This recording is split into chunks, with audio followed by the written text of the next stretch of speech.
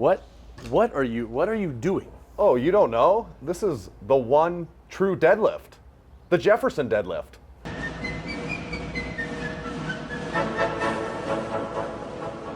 There's a good chance you haven't Jefferson deadlifted before. It's kind of a rare, exceptional lift, so you're gonna wanna know how to do it. Now, I'd start by saying there's more than one way to skin the Jefferson deadlift cat, but there are a few universal truths when it comes to the lift. The first one, and most important that you can't forget, is you have to put 1 foot in front of the bar, 1 foot behind the bar. You're probably used to either a conventional deadlift or a sumo deadlift, but this is the one key point that really makes a Jefferson deadlift a Jefferson deadlift. Now, when I said there's more than one way to skin the cat, I'm talking about stance width, foot angles. Some of this you'll just have to experiment with. You'll want to find what works best for you, so don't be afraid to play around with it and see what feels the most comfortable. Now, when you test it out, the first thing on your first rep, what you're going to notice, you might not be hitting the center of your body, and it self-corrects really because you're going to bump your legs and you're going to find out how you need to adjust that movement. Now I'm going to try one, and I might find that for myself. There I'm hitting the center, and depending on arm length, this is going to feel a lot different for a lot of you. If your arms are relatively short to the rest of your body, this is going to get almost in an uncomfortable position, but that's just part of the fun with the Jefferson deadlift.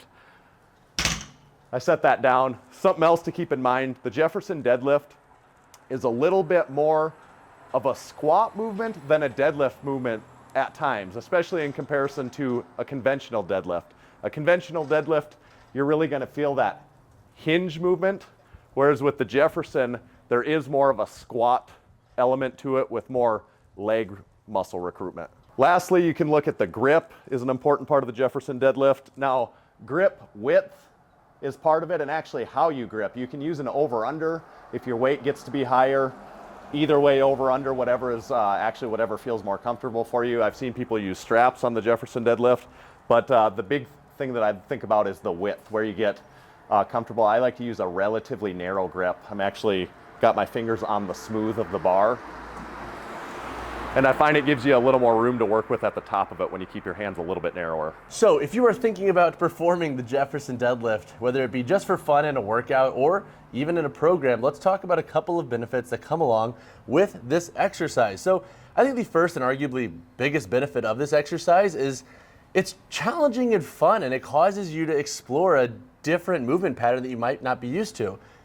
Yeah, I think that's right. That is the number one benefit of this. People will say, you know, it's asymmetrical loading, it's working your core in a different way, and all that's true, and I suppose those are benefits, but the biggest thing to me is it's fun, it's different, you don't see it as often, it's a new challenge, and it's interesting. It's strength training can get kind of boring sometimes, and this is a relief from that, I think. And 100% agree on that, because I think at times we can get a little bit too granular, a little bit too robotic with training, and it's like a sport, right? Like, yeah, you train your movement patterns in that when you're practicing and whatnot, but like you will always be put into different positions that you don't necessarily like practice on or train with. And so similarly with this, it's just like self-organize, kind of figure it out. And I think that was one of the best parts about this movement for me when we were doing them earlier is like, I don't do Jefferson deadlifts ever. I think I've maybe performed them once in my entire 31 years of existence before today, and it's like fun trying to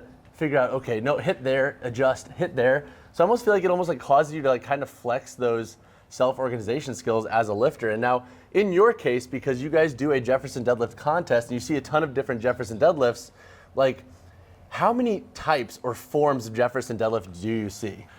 It's almost limitless, honestly, because it is so much different than a conventional deadlift or a sumo deadlift. So it's like a snowflake, I guess. Everyone's Jefferson deadlift is a little bit different, but there is a lot of different things. You'll see it extremely narrow, and then extremely wide, and then just huge variation in the foot position. So it is all over the board, and it is fun to see that because it is so many people are novice or rookie to it. So it is like everyone's figuring this out as they go too. I love it. And then the second benefit that we were talking about, and this is something that I don't think a lot of people understand with the Jefferson deadlift, but there is probably more history to this movement than any other movement. Sumo, conventional, sure, they're great. There's some backstory there, but like The lore of the Jefferson Deadlift, can you expand a little bit as to like how we are benefiting our ancestors by simply performing this exercise? Yeah, it's probably like part of our mission at Massonomics, what we do. Like some of this history has gotten lost over time, and we want to like pull that back out and make everyone aware of where this has come from. So if you don't know, Thomas Jefferson did in fact invent this lift. It was back in 1776. He's probably most well known for inventing America, the United States of America, but also second on his list, I think, is the Jefferson Deadlift. You know, he was in the basement of the White House at the time. He was looking for something different, and he threw one foot over the bar. I don't know where it came to him. It came to him, and he started Jefferson deadlifting, and the rest is kind of history, literally history. And it's been awesome seeing you guys kind of like unearth this because it has been lost in the archives. It has been lost. We've pulled it back out, and that's why we do these contests, these competitions. You know, we make apparel about it just to raise awareness, really. Like it's like, and it's a patriotic feeling. Just Jefferson deadlifting. There's something about it that just makes you feel patriotic at your core. So the second benefit is you are honoring your patriotism by doing Jefferson deadlifts. One other funny thing about history, bringing it back and bringing it current now is we keep a list of the top 10 Jefferson deadlifts. And over the last 5 years, the number of weights that we've seen moved in this is getting wild. We've seen several deadlifts now over 800 and 900 pounds, Jefferson. Mark Rosenberg has the world record right now at 910 pounds. So I would love to see someone try and match that, try and break that. But it's crazy the numbers that people are doing on this now. Numbers that I didn't really even understand were possible when we started talking about it. And I feel like it's like similar to most strength sports, right? When you get more people involved, you just continually see that game evolve. So now like it's been like 4 or 5 years of consistent Jefferson deadlift content, competitions, and now we're seeing this self or exploration, so basically benefit one, expand to all these different athletes. Absolutely. It's been a lot of fun, and that's like what we're talking about here. That's what's cool about the Jefferson deadlift. It's fun. So we talked about a lot of self-organization with the Jefferson deadlift, but we do want to talk about 2 mistakes that you'll want to avoid when doing Jefferson deadlifts. And that first mistake is obviously hitting your legs on the way up. You want the Jefferson deadlift to travel in the center line of the body. So if you're smoking your front leg or back leg, widen your stance, adjust your stance, and really try to keep your center of mass over that bar. And now the second mistake that you were talking about is understanding that it's like this kind of like in-between exercise, right? Between a hinge and a squat. Right, yeah.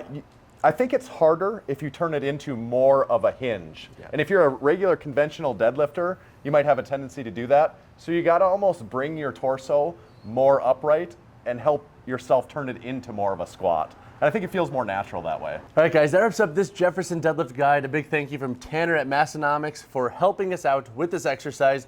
Every year, the guys at Massonomics put on this epic Jefferson deadlift contest. And now what I love most about this contest is that you don't have to have the heaviest weight to necessarily win. Sure, the heaviest weight will win a prize, but they also pick random winners. So just try out Jefferson deadlifts and you could actually win this contest. You just got to submit. Make sure you tag Massonomics and obviously follow the rules of the competition. But Tanner, let's take it out. Let's show it.